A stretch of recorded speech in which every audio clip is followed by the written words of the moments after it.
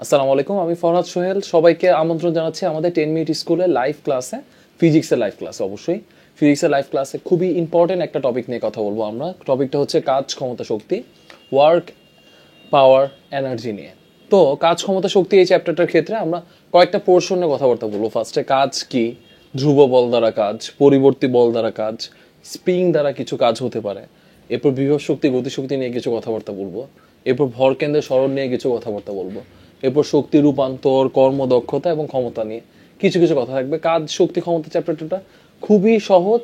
আর এই চ্যাপ্টারের ক্ষেত্রে একটা ইন্টারেস্টিং ব্যাপার হচ্ছে এখানে আমার শক্তির ট্রান্সফরমেশনগুলো দেখবো, যে শক্তি একটা শক্তি থেকে আরেকটা শক্তিতে কিভাবে কনভার্ট হয়, এই জিনিসগুলো খুব সহজে বোঝা যায় এই টপিকগুলো থেকে দেখলে। তো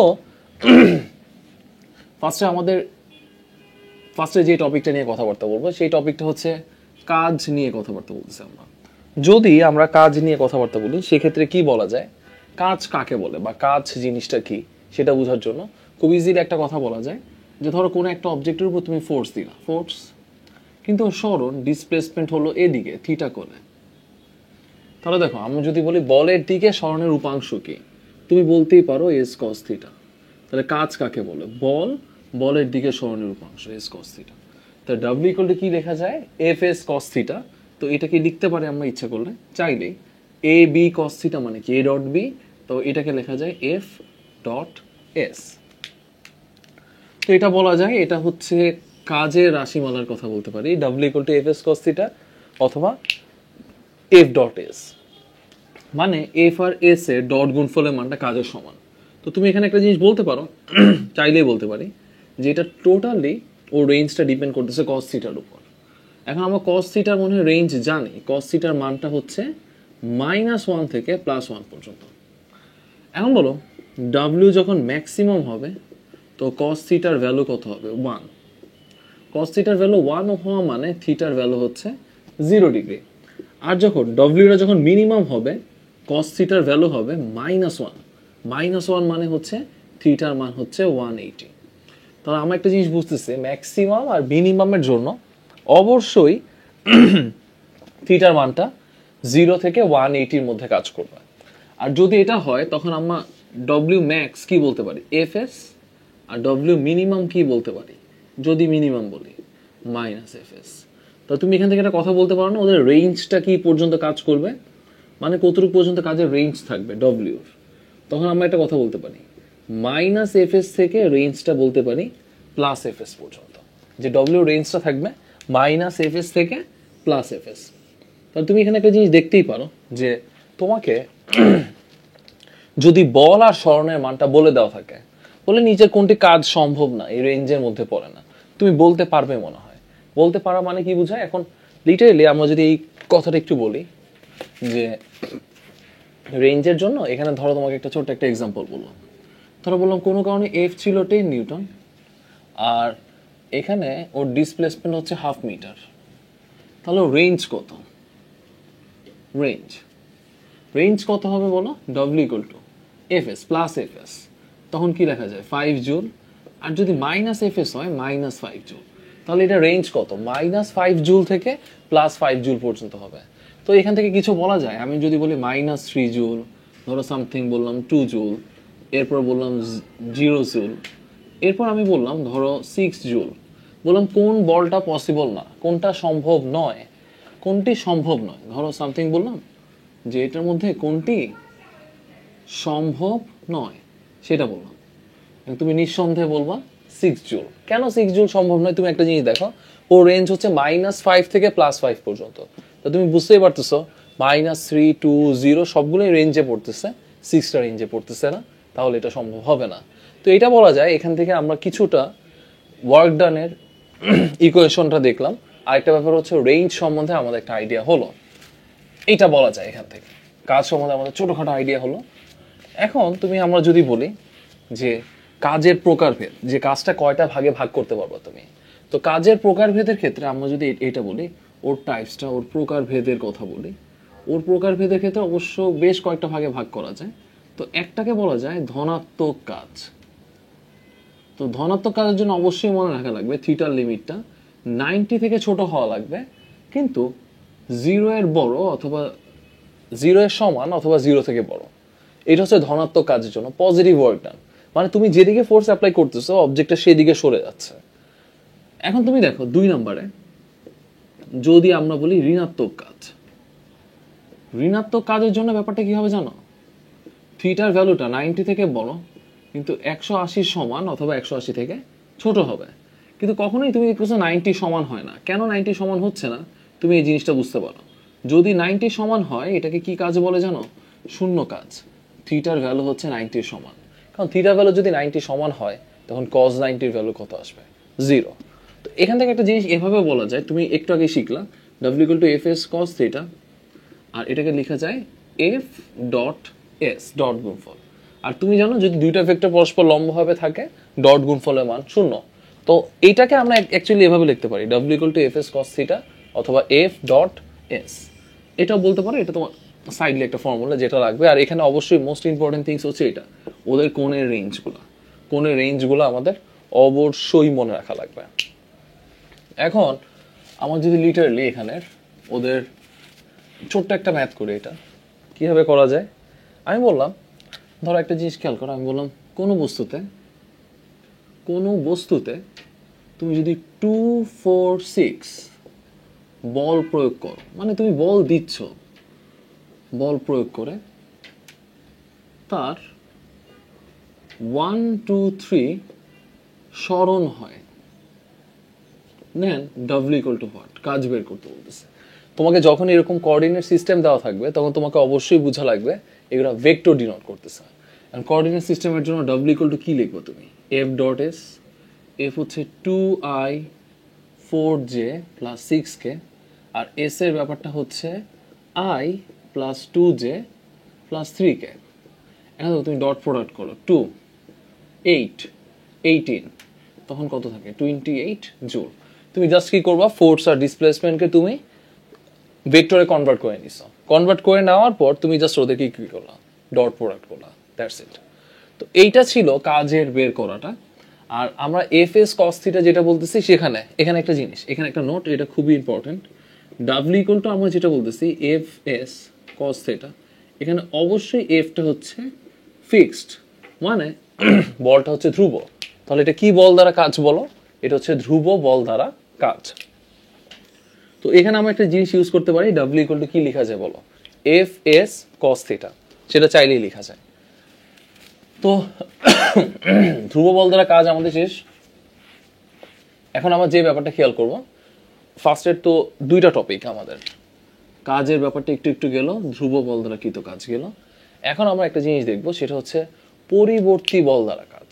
এখন তুমি যদি পরিবর্তী বল দ্বারা কাজ বলতে চাও, এখন এই টপিকটা একটু লিখতেছি আমরা, সেটা হচ্ছে পরিবর্তী বল দ্বারা কাজ। এই জিনিসটা বোঝার জন্য একটা জিনিস একটু বোঝা লাগবে আমাদের। আমি যদি বলি ফোর্স ভার্সেস ডিসপ্লেসমেন্ট, এই গ্রাফটা নিই, বল বনাম সরণের গ্রাফটা নিলাম, নেওয়ার পর এখানে একটা জিনিস দেখলাম, এই গ্রাফের এরিয়াটা কি ডিনোট করবে বলো তো? ক্ষেত্রফল একটু আগে শেখাচ্ছিলাম, দৈর্ঘ্য গুণন প্রস্থ। দৈর্ঘ্য গুণন প্রস্থ মানে কি? w। কি নির্দেশ করতে পারে বলো? কাজ নির্দেশ করতে পারে। এখন তুমি একটা জিনিস খেয়াল করো, fs = w লেখা যায়। এটা যদি হয়, ধর আমি বললাম গ্রাফটা এরকম হলো, একটা কার্ভের লাইন, তখন তুমি দেখেই বলতে পারো যে কার্ভের লাইন যেহেতু হলো, তো এই ব্যাপারটা বলা যায় সামথিং লাইক দ্যাট, এরকম যাদের এরিয়াগুলো আলাদা আলাদা বলা যায়, যে প্রত্যেকটা ডিসপ্লেসমেন্ট আমি বলতে পারি, ধরো প্রত্যেকটা ডিসপ্লেসমেন্ট আমি বললাম ডেল এস, এটা ডিসপ্লেসমেন্ট বললাম ডেল এস, এটা ডিসপ্লেসমেন্ট বললাম ডেল এস। আমি ধরে নিচ্ছি, দেখতে মনে হচ্ছে না কিন্তু আমি ধরে নিচ্ছি প্রত্যেকটার সরণ সমান। আর তুমি এখানে একটা জিনিস দেখতে পারো, প্রত্যেকটা পয়েন্টে বলটা আস্তে আস্তে কি হচ্ছে বলো? চেঞ্জ। তো এটাকে কি বলতে পারি? f1 f2 f3 f4 f5। এখন দেখো সরণ সমান কিন্তু বলটা আস্তে আস্তে চেঞ্জ করতেছে, বলটা দেখো একবার বাড়তেছে, বলটা আবার একবার কমছে। তো এই যখন অবস্থা, তখন w = আমরা বলতে পারি f1 del S, f2 del S, f3 del S plus dot dot বলা যায়। এখন দেখো তুমি এটাকে এভাবে বলতে পারো না, summation of F del S. এখন এটাকে যদি আমরা এভাবে লিখতে চাই, limit del S tends to 0, তখন summation of F del S এটা বলা যায়। তো W equal to integration of F DS বলতে পারি। এটা হচ্ছে কি বলেন তো, ইন্টিগ্রেশনের যে লিমিটটা, মানে বল আর স্মরণের মধ্যে যে সামেশনটা ছিল সেটাকে আমরা কি করছে বলো, ইন্টিগ্রেট করছে। যখন গুণ আকারে থাকবে লিমিটটা আর ডেল উঠে গিয়ে ইন্টিগ্রেশন আসে, আর যদি ওরা রেশিও আকারে থাকে তখন ডিফারেন্সিয়েশন আসবে। দুঃখিত গলাটার জন্য একটু। এখানে দেখো তখন ডব্লিউ ইকুয়াল টু কি লেখা যায়, এফ ডিএস, মানে ইন্টিগ্রেশন অফ এফ ডিএস। কিন্তু এখানে একটা ব্যাপার আছে, ছোট্ট একটা ব্যাপার। সেই ব্যাপারটা হচ্ছে এখানে এফটা হচ্ছে পরিবর্তী, নট ফিক্সড, এফটা চেঞ্জ হবে। তো এফটা এখানে কি বল বলো তো, পরিবর্তী বল। তো এখানে একটা ব্যাপার আছে, যখনই পরিবর্তী বল থাকবে আমাদের, আমরা যখনই দেখবো পরিবর্তী বল আছে, তখন আমরা কি কাজটা করবো, কখনই F S cos theta apply করতে পারবো না, অবশ্যই আমাদের এফ ডিএস ইউজ করা লাগবে। কেন ইউজ করা লাগতেছে বলো, কারণ এটা হচ্ছে ধ্রুব বল দ্বারা কাজ। তো এটাকে যদি একটা কোণে থাকতো তখন এভাবে লিখতাম, ইন্টিগ্রেশন অফ এফ ডিএস কস থিটাও লেখা যেত, কস থিটা এভাবে লেখা যেত যদি একটা অ্যাঙ্গেলে থাকতো। তো এইটা ছিল বুঝার ব্যাপারটা, পরিবর্তী বল দ্বারা কৃত কাজ, এই ব্যাপারটা ছিল। এখন তুমি আরেকটা জিনিস একটু খেয়াল করতে পারো, আরেকটা জিনিস খেয়াল করার যে ব্যাপারটা আছে সেটা হচ্ছে যে পরিবর্তী বলটা আমরা কখন অ্যাপ্লাই করব আর কখন ধ্রুব বলটাই অ্যাপ্লাই করব। এখন পরিবর্তী বল অ্যাপ্লাই করার ক্ষেত্রে তোমার এখানে একটা ব্যাপার বোঝা লাগবে, তখন তোমাকে স্মরণটা ডিরেক্টলি দেওয়া থাকবে না, স্মরণের একটা ফাংশন দেওয়া থাকবে। ধরো আমি এখানে বললাম যদি এফ ইকুয়াল টু ধরো 2s + 1 বল 1 মিটার হতে 3 মিটার স্মরণে কাজ করে, 3 মিটার স্মরণে কি করে, কাজ করে, তবে কৃত কাজ কত, কৃত কাজ কত সেটা বের করতে বলছে। ডব্লিউ ইকুয়াল টু বলা আছে ইন্টিগ্রেশন অফ এফ ডিএস, এটা এখানে অ্যাপ্লাই করবো। কেন, ফোর্সের কোনো ডেফিনেট ভ্যালু ছিল না, ওর একটা ফাংশন ছিল, তখন কি করা যায়, ইন্টিগ্রেশন অফ 2s + 1, আর এখানে কি লেখা যায়, DS, to integration of S DS plus integration of DS. আর লিমিটটা কত, এস এর বসাবো না, দেখো 1 থেকে 3, 1 থেকে 3, 1 থেকে 3। আমাদের তুমি লিমিট বসিয়ে সহজেই এই অঙ্কটা করে ফেলতে পারবা, তাই না? তাহলে বলো এটার ইন্টিগ্রেশনটা কি হবে, এটার ইন্টিগ্রেশনটা হবে আমরা বলতেই পারি ac²/2 s⁻1 + 1, 1 থেকে 3, আর এটা ইন্টিগ্রেশনটা হবে শুধু s 1 থেকে 3। তুমি যা আসবে এত জুল বসাই দিবে। এটা কখন করবো বলেন তো, ধ্রুব বল না, এটা হচ্ছে পরিবর্তী বল দ্বারা কৃত কাজের জন্য। আর পরিবর্তী বল বুঝবো কি হবে, যদি এরকম একটা ফাংশন দেয়া থাকে, সেটা বলাই যায় এটা হচ্ছে আমাদের কি বল দ্বারা কাজ, পরিবর্তী বল দ্বারা কাজ।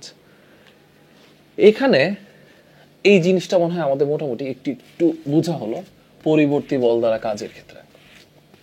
আর এখানে তুমি আরেকটা জিনিস একটু বলতে পারো, মানে আরেকটা জিনিস সম্বন্ধে আমরা ছোটখাটো ভাবে অ্যাড করতে পারি জিনিসটা। এটা হচ্ছে ধরো একটা সরল দোলকের জন্য আমরা নিয়ে কাজ করতেছি, একটা সরল দোলক এটা নিয়ে কাজ করতেছি।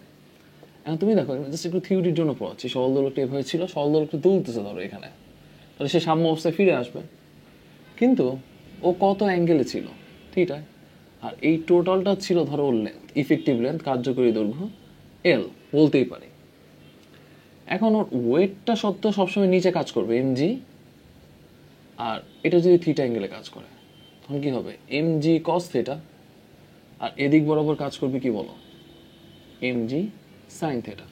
আর ধরো আমি এই যে লেন্থটা ছিল ওর আর্ক লেন্থ, এটাকে s ধরে নিলাম সরণ, আর এদিক বরাবর mg sin থিটা কাজ করতেছে। mg sin থিটা মানে কাজ করতেছে মানে কি বলো, সে mg sin থিটায় মুভ করতেছে। এখন বলো এটা নিশ্চয়ই ধ্রুব বল না, কারণ ক্রমাগত থিটার মানটা চেঞ্জ হয়, তাহলে mg sin থিটার মানও চেঞ্জ হবে। তো এখানে আমাদের ইফেক্টিভ ফোর্সটা আমরা কি বলতে পারি, mg sin থিটা।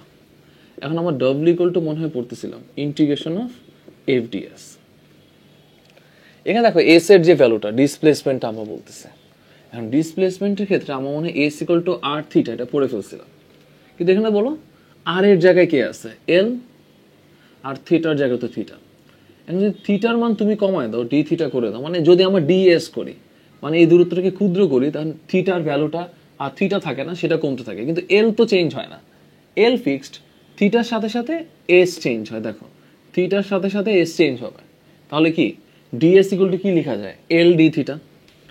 এখন দেখো এফ এর বদলে আমরা ইজিলি লিখতে পারি এম জি সাইন থিটা, আর ডিএস এর বদলে লিখতে পারি এল ডি থিটা।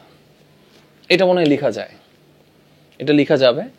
এটা যদি লেখা যায় তো তুমি এখান থেকে একটা কথা বলতে পারো, আমি ধরো থিটার যেই মানটা বললাম, ধরো এটা থিটা নট, আগে ছিল থিটা নট থেকে থিটা, তখন কি হবে, এম জি এলটা বাইরে আসবে, সাইনকে আমরা যদি ইন্টিগ্রেশন করি তখন আমরা কি পাই বলো, মাইনাস কস থিটা। এটা লিমিট হবে কি থিটা নট থেকে থিটা। তাহলে আমরা যদি এই জিনিসটা একটু বুঝে ফেললাম, তো তো মুছে ফেলি এটা। তো এখানে ডব্লিউ বের করতে চাই, তখন কি বের হয়, এম জি এল, দেখো cos theta minus cos theta not, কিন্তু যেহেতু মাইনাস ছিল তো আমরা বলতে পারি কস থিটা নট মাইনাস কি কস থিটা, এটা বলতেই পারি। সেটা হচ্ছে কি বলো, যে একটা সরলদৈর্ঘ্যের ধরো তোমাকে ববের ভরটা বলে দিল, দৈর্ঘ্য বলে দিল, বলে আগে থিটা নটে ছিল এখন থিটাতে চলে আসছে, কৃত কাজ কত, এই ফর্মুলা অ্যাপ্লাই করলে করতে পারো। অথবা তুমি অ্যানালাইটিক্যাল ফর্মে যাও, ইন্টিগ্রেশন করে ওর মানটা বসিয়ে দিয়ে তুমি খুব সহজেই এই জিনিসটা করতে পারো। এইটা নিয়ে মনে হয় তেমন কোনো সমস্যা থাকার কথা না। এটা ছিল আমাদের কোন বল দ্বারা কৃত কাজ বলো, পরিবর্তী বল দ্বারা কৃত কাজ, ওর এই ব্যাপারটা দেখলাম। এখন এরপরে একটু একটু টপিকটা আমরা দেখবো, সেটা হচ্ছে স্প্রিং বল দ্বারা কৃত কাজ, এর কিছু ব্যাপারগুলো একটু দেখলাম। তো স্প্রিং বল দ্বারা যদি আমরা কৃত কাজ দেখতে চাই, সেই ক্ষেত্রে কি কি কাজ করতে পারি আমরা স্প্রিং বল দ্বারা কৃত কাজের ক্ষেত্রে। এখন তুমি এখানে একটু দেখতে পারো, যদি আমরা এইভাবে দিই টপিকটা হচ্ছে স্প্রিং বল দ্বারা কাজ। এখন স্প্রিং বল দ্বারা কাজের ক্ষেত্রে তুমি একটা জিনিস দেখতে পারো, ধরো এখানে একটা স্প্রিং ছিল, এফ ফোর্স দিলাম, স্প্রিং ধ্রুবকের মান কে, তো আমরা বলতে পারি ডিসপ্লেসমেন্ট এক্স হলে F is proportional to x, F is equal two আমরা কি বলতে পারি কে এক্স, এটা বলাই যায়। তো এটা হচ্ছে স্প্রিং ধ্রুবক দ্বারা কাজের ক্ষেত্রে যদি বলো F equal to K x বলা যাচ্ছে। এখন তুমি এখানে ছোট্ট একটা জিনিস খেয়াল করো, কে এক্স তো হলো, এখন যদি ডব্লিউ বলি integration of F D x বললাম, কেন ইন্টিগ্রেশন ইউজ করলাম, কারণ এটাও ধ্রুব বল না, এটা পরিবর্তী। আর যদি আমি লিমিটটা বলে দিই 0 থেকে এক্স, সিমিলারলি কে এক্স ডি এক্স থাকবে 0 থেকে এক্স, তুমি ইন্টিগ্রেশন করেই দেখবা এটা আসতেছে হাফ কে এক্স স্কোয়ার। এটা মানে নট এ বিগ ডিল, এই জিনিসগুলো মোটামুটি আমরা পারি স্প্রিং বল দ্বারা কাজের ক্ষেত্রে।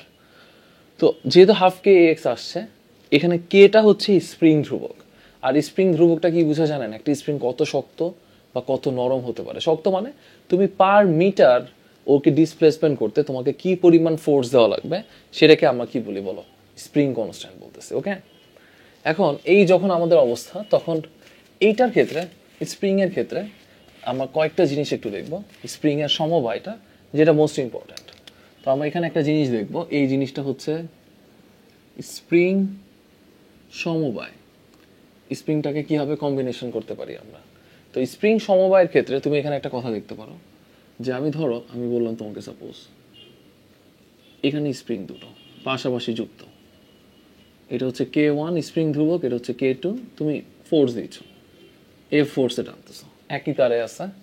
তো এই যে সমবায়টা, এটার নাম দিলাম হচ্ছে আমরা শ্রেণী সমবায়, 1 নম্বর দিয়ে শ্রেণীতে আছে স্প্রিংগুলো কে ওয়ান কে টু, ওদের ইকুইভ্যালেন্ট আমরা ইউজ করলাম হচ্ছে সামেশন অফ কে এস, মানে ওদের বদলে একটা স্প্রিং ইউজ করলাম কে এস। হ্যাঁ, তুমি একটা জিনিস দেখো, খেয়াল করো, এইটার দুইটার উপর সেম ফোর্স কাজ করতেছে, কারণ একই তারে, কিন্তু একটা স্প্রিং যদি শক্ত মানে কে এর মান বেশি, আর একটা স্প্রিং নরম, সামান্য ফোর্সেই খুব দূরে প্রসারিত হয়, তখন এটা কি হবে এক্স টু।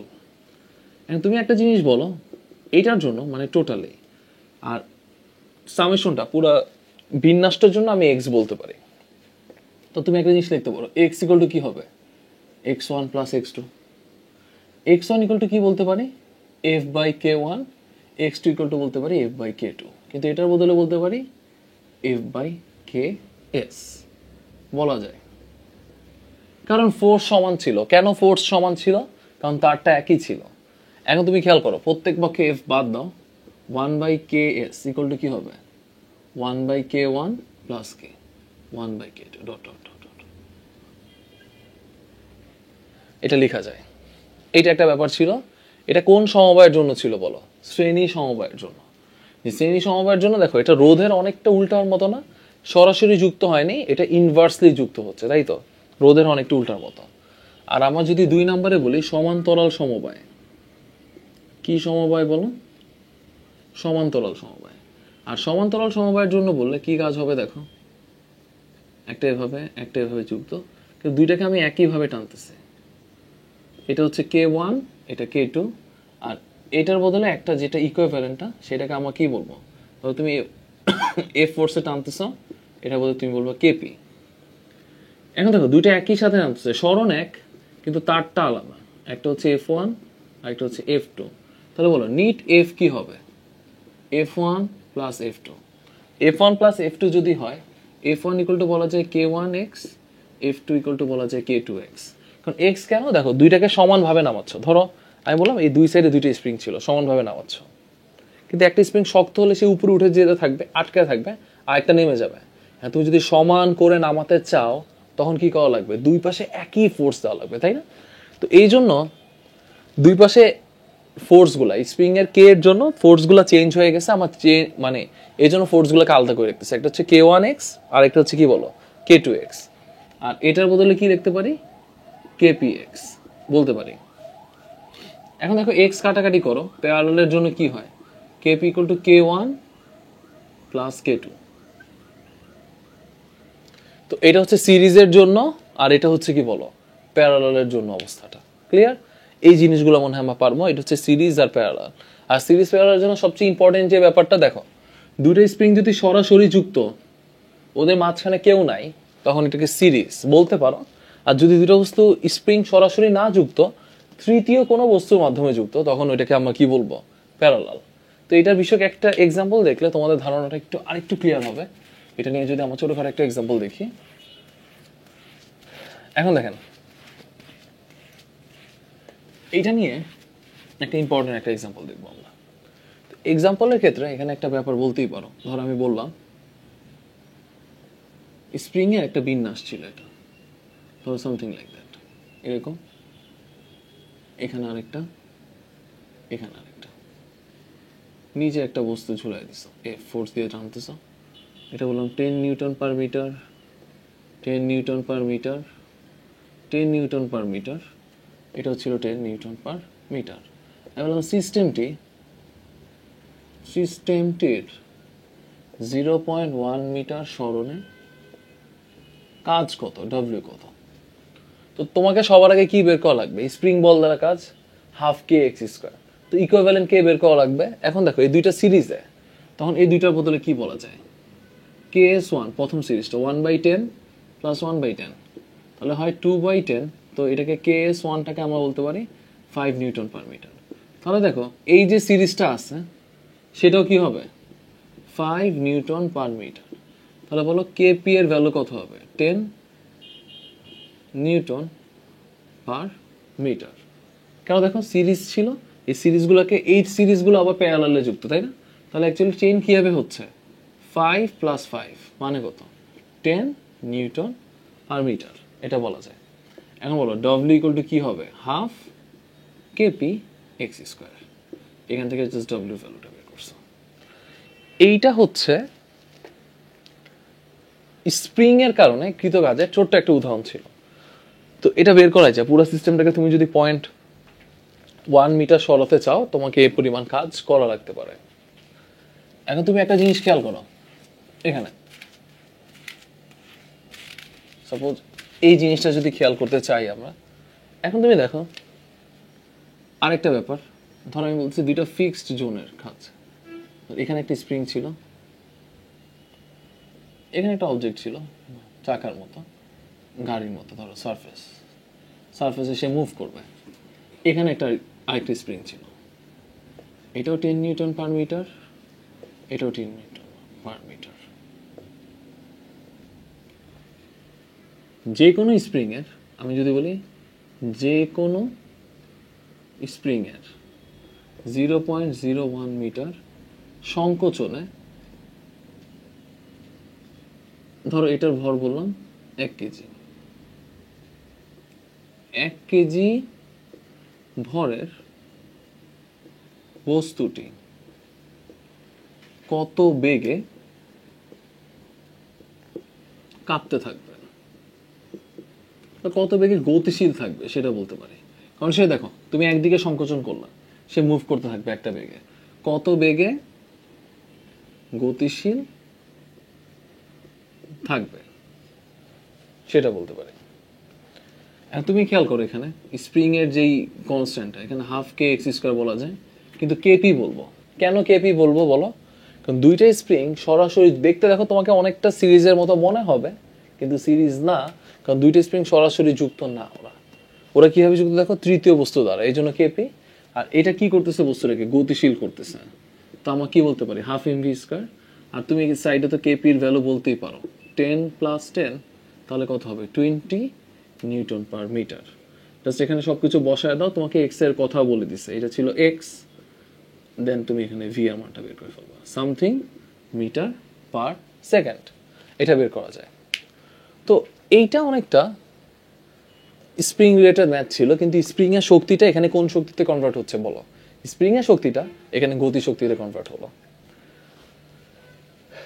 এখন এটা ছিল স্প্রিং নিয়ে কথাবার্তা। তো স্প্রিং সংক্রান্ত প্রবলেমগুলো বা স্প্রিং এর যে টপিকগুলো ছিল, স্প্রিং সিরিজে থাকতে পারে, প্যারালালে থাকতে পারে, তখন কি হবে না হবে, স্প্রিং এর এই জিনিসগুলো একটু স্লাইডলি আমাদের আলোচনা করা হলো। এরপর টপিক দেখেন, বিভব শক্তি এবং গতি শক্তি নিয়ে কথাবার্তা বলবো। খুবই ছোট একটা টপিক, ইজি টপিক। তো এখানে বলতেছে আমাদের যে এই টপিকটা আছে সেটা হচ্ছে ইকে অ্যান্ড ইপি, এটা নিয়ে একটু কথাবার্তা বলবো। গতিশক্তি এবং বিভব শক্তি নিয়ে কথাবার্তা বলবো। এখন গতিশক্তি এবং বিভব শক্তি নিয়ে যদি তুমি কথাবার্তা বলতেই চাও, সেক্ষেত্রে কি ব্যাপার হবে বলো? এখন আমার মনে হয় জানি, গতিশক্তিটা হচ্ছে হাফ এম ভি স্কোয়ার, আর বিভব শক্তিটা হচ্ছে এম জি এইচ। এই দুইটা জিনিস আমার মোটামুটি জানি। এখন আমি যদি বলি, ধরো একটা অবজেক্ট টোটালি এই উচ্চতা থেকে পড়তেছে, সেই অবজেক্টটা আমি বলতেছি কোথায় গতি শক্তি বিভব শক্তির দ্বিগুণ হবে, কোথায় EK is equal to 2 of EP, মানে গতি শক্তিটা বিভব শক্তির দ্বিগুণ হবে। এইসব টাইপের ম্যাথ অনেক করার কথা। ছোট করে এখানে এমসিকিউর জন্য ছোট্ট একটা ট্রিক্সও ভাই শিখাই দিব। ধরে নিই এটা এক্স, এটা হচ্ছে এইচ মাইনাস এক্স। আমি ধরে নিতেছি এই পয়েন্টে গতি শক্তি বিভব শক্তি কি হচ্ছে, দ্বিগুণ। এখন দেখো এই পয়েন্টটার জন্য এখন তোমাকে বলে দিছে কি, গতি শক্তি বিভব শক্তির দ্বিগুণ। গতি শক্তি বের করো, হাফ এম ভি স্কোয়ার, আর বিভব শক্তি হচ্ছে 2 mg। এখন দেখো এই পয়েন্টটা ভূমি থেকে কত উচ্চতায়, এক্স, তাহলে কি হবে mg x। আর এখানে বলো হাফ এম ভি স্কোয়ার মানে কি, ইউ স্কোয়ার প্লাস 2gs। এখন আদি বেগটা শূন্য ছিল, ইউ স্কোয়ার 0, 2gs মানে হচ্ছে অতিক্রান্ত দূরত্ব। আগের উচ্চতা থেকে এই পয়েন্টে আসতে তার অতিক্রান্ত দূরত্ব কত বলো, h মাইনাস এক্স, আর 2 mgx। তুমি খেয়াল করো 2 2 কাটাকাটি যায়, তখন কি লেখা যায়, mg h minus x equal to কি বলা যায়, 2 mgx। তুমি mg mg কাটাকাটি করো, দেন কি পাই, h minus x is equal two 2x। তো এখান থেকে আমরা বলতেই পারি x এর ভ্যালু হচ্ছে h/3। কিভাবে দেখো, এই x টা এখানে আসলে থ্রাইস x, এটাকে 3 দিয়ে ভাগ করো, তাহলে কত উচ্চতায় হবে বলো, h/3। এখন দেখো এটা যদি 3 গুণ বলতাম, এখানে 3, এখানে 3 থাকতো প্লাস x, মানে কত, h/4। তাহলে এখানে এমসিকিউর জন্য, শুধুমাত্র এমসিকিউর জন্য তুমি একটা শর্টকাট বলতে পারো এখানে, যেখানে x এর ভ্যালু কত হবে জানো, h/n+1। কিভাবে বুঝলাম, দেখো যত গুণ থাকে দ্বিগুণ ছিল ওর সাথে 1 যুক্ত হচ্ছে। এখানে লাস্টের লাইন দেখে অবজার্ভ করো, যদি বলতাম কোথায় 3 গুণ হবে, এখানে n এর জায়গায় 3 বসাই দিতাম, তাহলে h/3+1 মানে কি h/4, 4 গুণ 4 বসায় দাও, h/4+1 মানে 5x। তো এখানে এমসিকিউর জন্য এই ব্যাপারটা আমরা করতে পারি। এমসিকিউর জন্য তুমি ছোট্ট এই জিনিসটা, আর শর্টকাট দেখো মুখস্থ করার কিছু নাই, এটা কিন্তু এই ম্যাথেরই একটা বটম লাইন, এটাকে একটু অবজার্ভ করলেই তুমি এর সম্বন্ধে একটু ধারণা পাও। ওকে, এটা ছিল আমাদের একটা ব্যাপার, গতিশক্তি বৃহৎ শক্তি সংক্রান্ত টপিকটা, এটা একটু দেখলাম আমরা। এখন দেখো, এখন খুব মোস্ট ইম্পর্টেন্ট একটা টপিক। মোস্ট ইম্পর্টেন্ট টপিক হচ্ছে যে আমরা ভর কেন্দ্রের সরণ নিয়ে কাজ করব। কি নিয়ে কাজ করবো বলো তো? ভর কেন্দ্রের সরণ। এখন ভর কেন্দ্রটাই কি, আর ভর কেন্দ্রের সরণই কেন ব্যবহার করি? ভর কেন্দ্রের সরণ, এই টপিকটা নিয়ে কাজ করব। ভর কেন্দ্রকে আমরা কেনই ভর কেন্দ্রের সরণ নিয়ে কাজ করি সেটা একটু বুঝবো। এখন একটা জিনিস খেয়াল করো, ধরো আমি তোমাকে একটা জিনিস বলতে চাই, এই যে একটা অবজেক্ট ছিল, এই অবজেক্টটা কাত হয়ে পড়তেছে। দেখো ওর এই পয়েন্টটা ভূমি সাপেক্ষে যে দূরত্বে, এ পয়েন্টটা সেই দূরত্বে না, এ পয়েন্টটা সেই দূরত্বে না, এ পয়েন্টও না, এ পয়েন্টও না। তো আমি যদি ও পড়তেছে কাত হয়ে, বিভব শক্তির কারণে পড়তেছে mgh। এখন আমি প্রত্যেকটা পয়েন্টে এইচ বের করতে চাইলে প্রত্যেকটা পয়েন্টের এইচ কি হবে না, সমান হবে না। তখন আমাদের কি করা লাগবে? ওর অ্যাভারেজ করা লাগে, গড় করা লাগে। আর গড়টা কই কাজ করে জানো? কেন্দ্রে। এটাকে আমরা কি বলি বলতো? ভর কেন্দ্রের সরণ বলতেছে। এই জন্য আমার একটা সুষম বস্তুর ক্ষেত্রে যদি ভূমির সাপেক্ষে প্রত্যেকটা বিন্দুর অবস্থান সমান না হয়, সাধারণত ডাইমেনশন দেওয়া থাকলে, আমাদের এর আগে যে বস্তুটা বলে না 10 কেজি ভরের বস্তুটা উপর থেকে পড়তেছে, ওর ডাইমেনশন দেওয়া ছিল না, তাহলে সব ক্ষেত্রে আমাদের ভর কেন্দ্র থেকে হাইট নেওয়া লাগে। তো এখানে যেহেতু সমান না, তো আমার ভর কেন্দ্রটা কোথায় ভেবে নিই বলো? মাঝখানে। সুষম বস্তুর জন্য সাধারণত ভর কেন্দ্রটা মাঝখানে হয়, কিন্তু অসম বস্তু হলে যেদিকে ভর বেশি, ভর কেন্দ্রটা ওর দিকে সরে যাবে আর কি। তো এইটা হচ্ছে ভর কেন্দ্রের সরণ, যে ভর কেন্দ্রটা আমরা কোথায় ধরে নিব? মাঝখানে। ধরো এখানে আমি যদি তোমাকে একটা কথা বলি যে এটা কিভাবে বের করবো ভর কেন্দ্রের সরণের ক্ষেত্রে, এখানে একটা খুব ইজি একটা এক্সাম্পল দিতেই পারি তোমাদেরকে। তো এখানে একটা অবজেক্ট ছিল, ওর ভর হচ্ছে 1 কেজি, এটা ছিল ওর 1 মিটার, এটা হচ্ছে 2 মিটার। এটা কাত হয়ে পড়ছে, সামথিং কাত হয়ে পড়লো। কাত হয়ে যখন পড়লো, এটা 1 মিটার, এটা হয়ে গেল 2 মিটার। আর এটা কয় কেজি ছিল? এটা ওই 1 কেজি ছিল। এখন দেখো ও যখন কাত হয়ে পড়তেছে, এভাবে কাত হয়ে পড়লো। আমি যদি বলি এ আর বি, আমি বললাম এ থেকে বি তে যাওয়ার জন্য কৃত কাজ কত? এ থেকে বিতে যাওয়ার জন্য ওর কৃত কাজটা তোমাকে বের করতে বললাম। এখন যদি কৃত কাজ নিয়ে কথা বলো, দেখো এ অবস্থানের জন্য ওর হাইটটা ছিল কোথায়? 2 মিটার। বি অবস্থানের জন্য ছিল কোথায়? 1 মিটার। এখন দেখো আমি যদি এই কথা বলি যে এ থেকে যখন সে বি অবস্থানে যাবে, তখন কৃত কাজটা কত হবে? তখন দেখো দুই অবস্থানে ভর কেন্দ্র সরণ নিয়ে কাজ করবো। ডাব্লিউ ইকুয়াল টু হবে কি জানো? mgh। এমটা কত? 1, জি এর মান হচ্ছে 9.8, আর এইচটা কত? 2 এর অর্ধেক মাইনাস কে 1 এর অর্ধেক, কারণ 1 এর অর্ধেকে কাজ করবে। 2 এর অর্ধেক মানে হচ্ছে 1। বুঝে নাও, যখন এই অবস্থানে তখন হাইটটা কে দিচ্ছে? 2 মিটার। ওর ভর কেন্দ্র কোথায়? এর অর্ধেকে কাজ করতেছে। যখন সে এভাবে আসে, তখন ওর হাইটটা হচ্ছে 1 মিটার, ওর ভর কেন্দ্র কাজ করতেছে 1 এর হাফে। তখন কাজটা কত হবে জানো? 4.9 জুল। মানে এখান থেকে এভাবে গেলে সে 4.9 জুল পরিমাণ কাজ করতেছে। ওকে, তো এই ব্যাপারগুলো ছিল। এগুলো ভর কেন্দ্রটা কখন নিচ্ছি আমরা বলো? যে যখনই বস্তুটার প্রত্যেকটা বিন্দুর ডাইমেনশনটা কি থাকবে না, সেম থাকবে না, তখন নিতেছে। সরি, প্রত্যেকটা বিন্দু অবস্থান সেম থাকবে না, মানে ডাইমেনশনের কারণে কাজ হচ্ছে, এটা বলতে পারি। তাহলে এভাবে হতে পারে না, একটা ডাস্টার এভাবে ছিল, ওকে এভাবে নামানো হয়েছে, অনেকটা সামথিং লাইক দ্যাট। এই জন্য কাজটা বের করতে বলছে। তো এগুলো ভর কেন্দ্র সরণের কারণে কাজ, এগুলো বলা যেতেই পারে। তো ভর কেন্দ্রের সরণের আরেকটা খুব ভালো একটা টপিক ছিল যে কুয়া যদি আমরা পানি শূন্য করতে,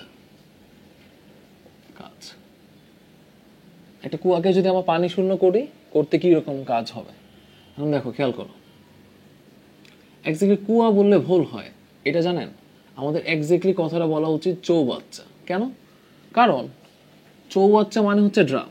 এখন কুয়ার ক্ষেত্রে তুমি যদি কুয়া নিয়ে কাজ করো, যদিও বই কুয়ার ম্যাথগুলো দেয়া আছে, কুয়া নিয়ে কাজ করলে কি হয়? অভিসরণ প্রক্রিয়া তুমি যতই নাও, কুয়া কি শূন্য মানে পানি শূন্য হয়? হয় না তো, কারণ নিচ থেকে পানি চুয়ে চুয়ে এসে কুয়ার লেভেলটাকে কি রাখে? ঠিক রাখে, বা সামগ্রিক লেভেলে একটু হেরফের হয়, কিন্তু অভিসরণ প্রক্রিয়া চলতে থাকে নিচে। তো এই জন্য যে ব্যাপারটা চৌবাচ্চা হলে ব্যাপারটা অ্যাকুরেটলি বোঝা যায়। এখন দেখেন এই চৌবাচ্চার ক্ষেত্রে এই চৌবাচ্চাটা ধরো পানি পূর্ণ ছিল, আমি বলতেছি এই চৌবাচ্চাটা ছিল পানি পূর্ণ আর ওর লেন্থ ছিল এল। এখন বলো ওর ভর কেন্দ্রের সরণটা কি নিব, বা ভর কেন্দ্র কোথায় অবস্থান করতেছে? যতটুক পানি আছে তার অর্ধেকে। কেন বলো? ওর টোটাল উপরের পয়েন্টের সরণ আর নিচের পয়েন্টের পানির সরণ সেম হবে না। যখন সেম হবে না লেয়ারে, তখন আমরা কি নিয়ে কাজ করবো? ভর কেন্দ্র। ভর কেন্দ্র কোথায় কাজ করে বলেন? ঠিক অর্ধেকে। তাহলে এখন ভর কেন্দ্র যদি অর্ধেকে কাজ করে, এইচ এর ভ্যালু কি হবে? L/2। এখন দেখো তুমি 2 নাম্বারের জন্য, এখন দেখো যদি পানি অর্ধেক পূর্ণ থাকে, মানে পুরোটা এল কিন্তু পানি আছে L/2-তে আর পানি নাইও L/2-তে। এখন দেখো এইচ, পানির প্রত্যেকটা লেয়ার এই খালি অংশটাকে অতিক্রম করবেই, তো খালি অংশের জন্য কাজ থাকবেই, তাহলে L/2 থাকবে। কিন্তু যতটুকু পানি থাকবে সেখানে সরণ হবে গড় সরণ, মানে L/2 এর অর্ধেক। তো সেখানে কি হবে জানো? L/4। তখন এটাকে কি লেখা যায় বলো? 3L/4। তখন আমাদের বলেন, আমরা ইজিলি এই কথা বলতে পারি, পানি পূর্ণ উচ্চতা মানে এইচ এর যে ব্যাপারটা উচ্চতা প্লাস, এটা অ্যাকচুয়ালি এইচ এর ব্যাপারটাকে একটু এখানে আমরা একটু গুছিয়ে লিখে যদি লিখতে চাই, এইচ হচ্ছে পানি শূন্য উচ্চতা। পানি শূন্য উচ্চতা মানে খেয়াল করো, যতটুকু উচ্চতা পানি নেই প্লাস যেখানে পানি আছে তার কি অর্ধেক নেওয়া লাগবে। তো কি বলতে পারি বলো? পানি পূর্ণ উচ্চতা বাই 2। তো কি বলা যায়? পানি শূন্য উচ্চতা প্লাস পানি পূর্ণ উচ্চতা বাই 2। তো এটার জন্য 1/3, 2/3 যাই খালি বা পূর্ণ থাকুক না কেন সবার জন্য বের করা সম্ভব। এখন দেখো এইটার যদি ছোট্ট একটা ম্যাথের কথা বলি আমরা, এইটার ম্যাথটা খুব ইজিলি করা যায়। এখন দেখো আমি একটা চৌবাচ্চা দিয়ে দিলাম, তোমাকে একটা ড্রাম দিলাম। একটা এক্সাম্পল আমি বললাম একটা ড্রাম দেয়া আছে তোমাকে, এরকম একটা ড্রাম দেয়া আছে। ড্রামের ধরো টোটাল হাইট হচ্ছে 8 মিটার আর আমি বললাম 1/4 পূর্ণ। পূর্ণ মানে হচ্ছে পানি দ্বারা পূর্ণ আর কি, বুঝতেছ? এখন আমি রেডিয়াস বলে দিলাম আর 0.01 মিটার বা 0.1 মিটার বলি, 1 মিটার বললাম। আমি বললাম বলো এটাকে খালি করতে কাজ কত লাগবে? পানি শূন্য করতে কাজ, পানি শূন্য করতে কাজ কত লাগবে? করতে W = what? তুমি জন্য W = কি হবে কাজের জন্য? mgh। এখন এইচটা কি হবে বলেন? বললাম ওর 1/4 পানি পূর্ণ মানে 4/1 তাহলে পানি পূর্ণ 2 ভাগ আর পানি নাই হচ্ছে 6 মিটারে। 2 মিটারে পানি আছে আর 6 মিটারে পানি নাই। এইচ = কি বলো? পানি শূন্য উচ্চতা পানি পূর্ণ উচ্চতার অর্ধেক। তো পানি পূর্ণ উচ্চতা 2, এর অর্ধেক হচ্ছে 1, তাহলে এইচ এর ভ্যালু হচ্ছে 7 মিটার। এখন দেখো এখানে তোমাকে একটা ঝামেলা করছে, পানির ভরটা বলে দেয় নাই, কোনো দরকার নাই। আমরা m = v রো এটা জানি, v হবে পাই r² L রো gh। এখন দেখো পাই আর এর ভ্যালু কত ছিল? 0.1 স্কয়ার। এখন এল এর ব্যাপারটা আছে, তুমি এই আয়তনের পানির ভর বের করতে চাও, অবশ্যই দৈর্ঘ্যটা এই আয়তনের দৈর্ঘ্য হওয়া লাগবে। তো এল এর মান দিবা 2, পানির রো হচ্ছে 1000, জি এর ভ্যালু 9.887 সামথিং জুল আসবে। এটা হচ্ছে এই টাইপের ম্যাথগুলা। কুয়ার ক্ষেত্রে ম্যাথগুলাকে খুব সহজেই করতে পারো এই নিয়মে, তুমি খুব সহজেই করা যায় কুয়ার টাইপের ম্যাথগুলো। তো এখানেও আমাদের একটা যে ব্যাপারটা আসলো সেটা হচ্ছে ভর কেন্দ্র নিয়ে ব্যাপার বা ভর কেন্দ্রের সরণ নিয়ে টুকটাক কথাবার্তা ছিল। এখন তুমি এখানে আরেকটা জিনিস একটু দেখতে পারো যে এই ব্যাপারটা নিয়ে যখন আমরা কথাবার্তা বলতেছিলাম যে ভর কেন্দ্র সরণ, তো ভর কেন্দ্র সরণটা কখন? ওর যখন ডাইমেনশনাল অ্যানালাইসিস করব, প্রত্যেকটা বস্তুর সরণ সমান না, তখন আমাদের এই কাজগুলো করা লাগতেছে। তো এইটা ছিল আমাদের ভর কেন্দ্রের সরণ নিয়ে কথাবার্তা। এখন আমরা একটা টপিকে যাব, সেই টপিকটা হচ্ছে খুবই ইম্পর্টেন্ট একটা টপিক, সেটা হচ্ছে শক্তির রূপান্তর নিয়ে কথাবার্তা বলবো, যে শক্তি কিভাবে রূপান্তরিত হতে পারে। তো শক্তির রূপান্তর নিয়ে তুমি যখন কথাবার্তা বলবা, শক্তির রূপান্তরটা খুব ইন্টারেস্টিং একটা টপিক, যে একটা শক্তি থেকে আরেকটা শক্তিতে কন্টিনিউয়াসলি শক্তি রূপান্তর হচ্ছে শক্তি রূপান্তর হচ্ছে। তো তুমি এই রূপান্তরগুলো কিভাবে দেখতে পারো? ধরো ডব্লিউ, আমার গতিশক্তির কারণে হাফ এম ভি স্কোয়ার। এটা কেন হচ্ছে? বস্তু যখন উপরে ছুঁড়ে মারছো, এম জি এইচ থেকে আসলো, ছুঁড়ে এসে সে একটা স্প্রিং এর উপর পড়লো, দেন তুমি কি লিখতে পারো? হাফ কে এক্স স্কোয়ার হতেই পারে। এখন বলছে না বস্তুটা গরম হচ্ছে, এম এস ডেল থিটা, তার বস্তুটা গরম হতে হতে গলে গেল এম এল এফ, বাষ্প হয়ে গেল M L V, just incident গুলো। এখন আমি যদি বলি তড়িৎ শক্তির রূপান্তর হচ্ছে V Q, V I T, I square R T, V square by R T, বলাই যায়। আমি বললাম কি পরিমাণ পাওয়ার তৈরি করছে পাওয়ার প্ল্যান্টটা, ডাব্লিউ ইকুয়াল টু পিটি বলতে পারো। আর আমি বলতেছি এটা দিয়ে তুমি যদি আলোক শক্তিতে কনভার্ট করো, দেন তুমি কি বলতে পারো? NH new. এনএইচ নিউ কি ছিল মনে আছে? ফোটনের শক্তি প্লাঙ্কের সূত্রে, কেমিস্ট্রিতে পড়তেছিলেন আপনারা। আর এটাকে আবার বলা যায় এনএইচ সি বাই ল্যামডা। তো আপাতত ছোট্ট একটা জিনিস দেখলাম, এগুলো হচ্ছে শক্তি রূপান্তর, যে এক শক্তি থেকে আরেক শক্তিতে কিভাবে কনভার্ট হতে পারে সেই ব্যাপারটা একটু বুঝলাম, শক্তি রূপান্তরগুলো। তো আমি বলতেই পারি শক্তি রূপান্তর সংক্রান্ত জিনিসগুলো খুব ইজিলি, খুব সুন্দরভাবে তোমাকে আসতে পারে। কিভাবে আসতে পারে? ধর আমি বললাম 2 আর্মস্ট্রং ফোটনের, 2 আর্মস্ট্রং মানে বুঝছো তোর ওয়েভলেন্থ দেওয়া আছে, ফোটনের 2 মোল পরিমাণ 12 আওয়ারে কোনো সোলার প্যানেলে কত ওয়াট ক্ষমতা তৈরি করতে পারে, কত ওয়াট বিদ্যুৎ তৈরি করতে পারে। ধরো এটা বললাম বিদ্যুৎ তৈরি করতে পারে। ধরো আমি বললাম সোলার প্যানেলের ইটার ভ্যালু বলে দিলাম 30%, মানে যে সোলার প্যানেল ছিল ওর কর্মদক্ষতা এত বেশি না, 30%। তো তুমি এখন বুঝে নাও ফোটনের যে শক্তি ছিল, তরঙ্গ দৈর্ঘ্য বলে দিছে এনএইচ সি বাই ল্যামডা, সেটা ক্ষমতা তৈরি করতেছে। ক্ষমতাটা কোনটা ছিল? পিটে। তাহলে আমার জাস্ট এই দুইটার মধ্যে একটু কানেকশন করব। তো এই দুইটার মধ্যে যদি কানেকশন করি তখন কি পাই জানো? তখন আমরা এটা পাই, দেখো এনএইচ সি বাই ল্যামডা এই টোটাল শক্তির পুরাটাই কাজ করতে পারে নাই।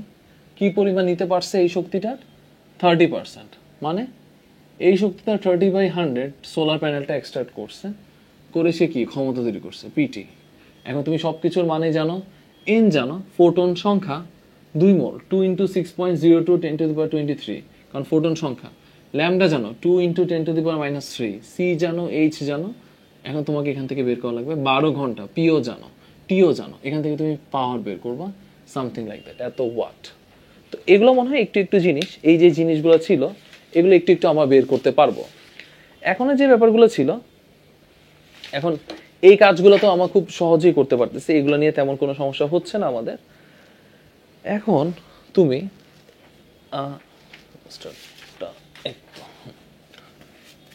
আরেকটা জিনিস একটু দেখতে পারো, যে কনভার্সনের জন্য। তো এভাবে আমরা বলতেই পারি এখানে একটা কথা, ধর এখানে একটা এক্সাম্পল বলতে পারি। কি হবে? ধর এম ভরে একটা বস্তু ছিল, সে এইচ উচ্চতা থেকে সারফেসে একটা স্প্রিং এর সাথে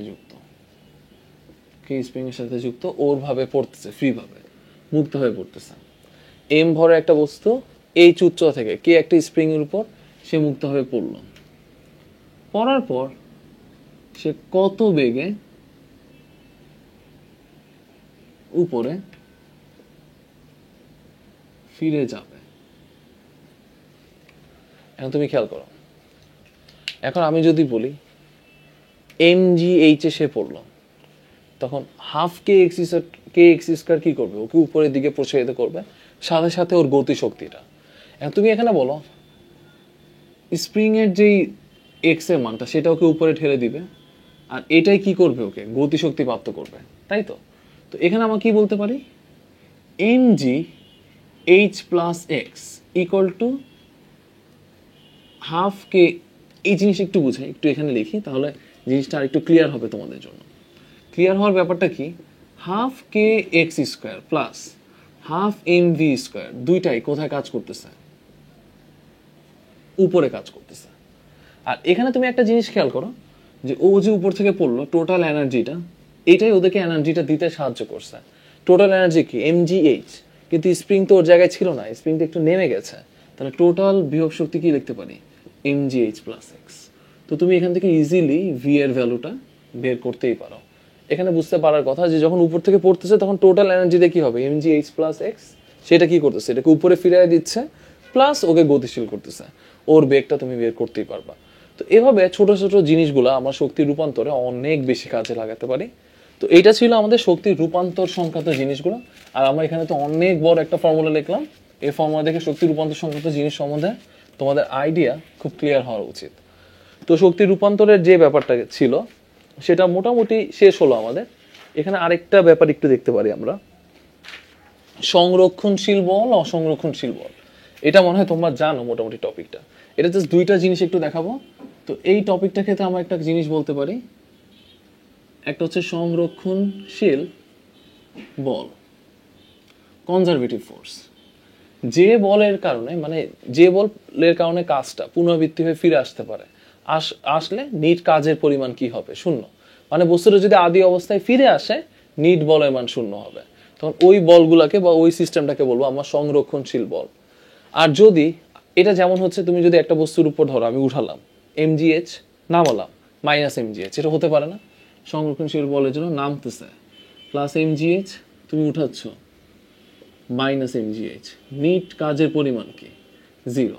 যদি নিট কাজের পরিমাণটা শূন্য থাকে তখন কি হবে, এটা সংরক্ষণশীল বল। তো সংরক্ষণশীল বলের জন্য অবশ্যই একটা সূত্র ন্যাবলা ক্রস এফ, নাবলা পড়ছিলেন মনে হয়, ত্রিমাত্রিক অপারেটর ক্রস এফ, ওর ভ্যালু যদি জিরো হয় তখন এটাকে বলে কনজারভেটিভ সংরক্ষণশীল বল। আর যদি এটা কোনো কারণে জিরো না হয় তখন এটাকে বলবো কি আমরা, বলো যদি অসংরক্ষণশীল বল হয়, অসংরক্ষণশীল বল। অসংরক্ষণশীল বলের একটা ভালো উদাহরণ হচ্ছে ঘর্ষণ বল। তুমি যেদিকে ফোর্স দাও, দেখো যেদিকে ফোর্স দিবা ঘর্ষণ বলটার বিপরীত দিকে। ধরো আমি এখানে এভাবে বলতেছি সামথিং লাইক দ্যাট, এভাবে ফোর্স দিচ্ছি, এফ যেদিকে ঘর্ষণ বল বিপরীত দিকে, আবার এভাবে ফোর্স দিচ্ছে। ঘর্ষণ বলতে এদিকে ঘর্ষণ বল কাজ করলে যদি সংরক্ষণশীল হতো এদিকে আর ঘর্ষণ বল কাজ করতো না, কিন্তু দুইটার জন্য কি কাজ করতেছে বলো, ঘর্ষণ বল কাজ করতেছে। তখন সংরক্ষণশীল বলের জন্য নিট কাজের পরিমাণটা কখনোই শূন্য হয় না। তো এটা হচ্ছে ঘর্ষণ বল, এটা একটা পারফেক্ট উদাহরণ। তখন অবশ্যই ন্যাবলা ক্রস এফ এর মানটা তুমি কি দেখবা জানো, নট ইকুয়াল টু জিরো। এটা অনেকটা বের করার যে কোনো একটা বল সংরক্ষণশীল কিন্তু সংরক্ষণশীল না, এটা সহজে বের করা যায় এটা সংরক্ষণশীল কিনা, এটা এখান থেকে বের করতে পারবো আমরা। তো এখন একটা জিনিস খেয়াল করতে পারো, আমি এখান থেকে ধরো তোমাকে স্লাইডলি একটা জিনিস বলতে পারি যে স্প্রিং বল কি সংরক্ষণশীল বল। ধরো F is equal two K x, ধরো আই বললাম। এখন আমি যদি ওর ন্যাবলা ক্রস এফ বের করি তখন কি হবে, আই জে কে, এখানে হবে DD X, DD Y, DD Z, K X, এটা 0 0। তুমি যদি এটাকে নর্মালি করো তো সবসময় কি দেখবা, জিরোই আসতেছে। তখন এখান থেকে একটা প্রুফ করা যায় যে স্প্রিং বলটা যেহেতু ওয়ান ডাইমেনশনালি মুভ করে, তাহলে এখান থেকে আমরা বলতেই পারি স্প্রিং বল হচ্ছে কি বলেন একটা সংরক্ষণশীল বল। এই একটা ব্যাপার বলা যায়। তো এটা ছিল স্প্রিং বল নিয়ে সংরক্ষণশীলতা নিয়ে কাজ। সবার লাস্টের যে টপিকটা থাকবে কাজ ক্ষমতা শক্তির, এই টপিকটা হচ্ছে আমরা এই যে টপিকটা নিয়ে কাজ করব সেটা হচ্ছে ক্ষমতা ও কর্মদক্ষতা নিয়ে। খুব ইন্টারেস্টিং আর ছোট্ট একটা টপিক। তো তুমি ক্ষমতা কাকে তুমি এটা জানো, পার ইউনিট টাইমে ওয়ার্ক ডানের রেটটাকে, মানে actually rate of work done, সেটাকে আমরা কি বলবো, পাওয়ার, কাজ করার হার ক্ষমতা বলতেছে। তো ডাব্লিউ ইকুয়ালটা মনে হয় আমরা জানি F S cos theta by T. তো এটা কি একটু লিখা যায়, এস বাই টি মানে ভি, তো এটা কিভাবে লিখতে পারি আমরা, F V cos theta power equal to লেখা যায়।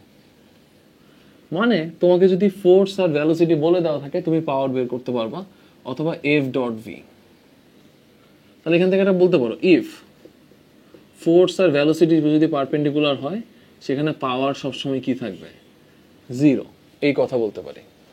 আর এখানে যদি কর্মদক্ষতার জন্য আমার কথাটা বলি, ইটা মানে হবে পাওয়ার আউটপুট বাই ইনপুট। তুমি চাইলে এটাকে পার্সেন্টেজে লিখলে 100% লিখতে পারো। আর অবশ্যই মনে রাখবা, আমরা কখনো ইনপুট দ্বারা কাজ করতে পারি না, আউটপুট। কারণ মেশিন ওর ফ্রিকশনাল লস নিজে চলার জন্য কিছু পরিমাণ এনার্জি অ্যাবজর্ব করে, বাকিটা সে কাজ করতেছে। তো একটু আগে যে পড়লাম P = W/T, এটা অবশ্যই আউটপুটের জন্য, অথবা FV cos θ, সেটা অবশ্যই কিসের জন্য ছিল বলো? আউটপুটের জন্য ছিল। তো এখান থেকে আমরা বুঝলাম পাওয়ারের যে ফর্মুলাটা দেখলাম আর এফিসিয়েন্সির যে ব্যাপারটা দেখলাম, সেটা বলাই যায়। তো এখান থেকে ছোট্ট একটা ইন্টারেস্টিং একটা ম্যাথ করবো, করার পর আমাদের কাজ ক্ষমতা শক্তি টপিকগুলো মোটামুটি শেষের দিকে বলতে পারবো আমরা। তো এখানে একটা এক্সাম্পল তুমি লিখতেই পারো। ধরো এখানে একটা ক্রেন ছিল 100 কিলোওয়াটের।